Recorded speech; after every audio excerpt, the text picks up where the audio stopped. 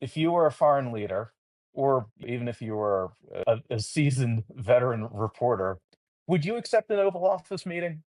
I might, but I would have to come prepared. As we saw what happened yesterday with the South African president, Ramaphosa, as we saw what happened with Mm, Zelensky, I like to say that Oval Office meetings are like kind of the feudal system under President Trump when people had to come bearing gifts.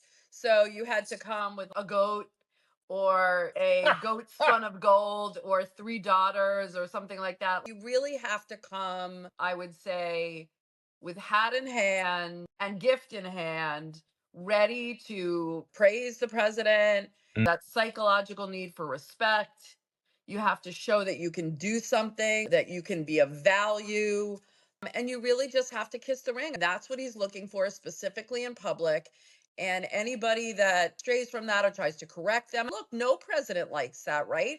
Remember when right. Netanyahu lectured President Obama in Mm, the Oval Office? What president likes that?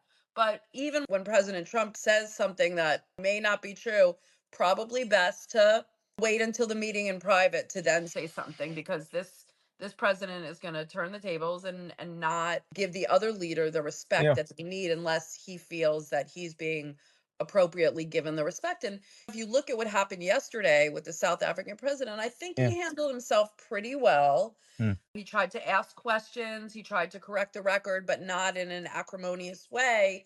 It wasn't until one of the white billionaires popped up and told the president, Mr. President, there's no genocide in South Africa. We can talk a little bit more about that issue. But it all kind of turned, and he was able to make a joke about the jet and say, Mr. President, I wish I had a jet to give you. But it just kind of gives you a flavor of what the president is looking for in these meetings. And I think President Ramaphosa handled it pretty mm, well. Prime Minister Modi of India did really well in the Oval mm. Office. UK Prime Minister Starmer, the British Prime Minister, did Yes. very well. It's Yeah. all about showing appropriate respect, showing you could be of value, and bearing gifts.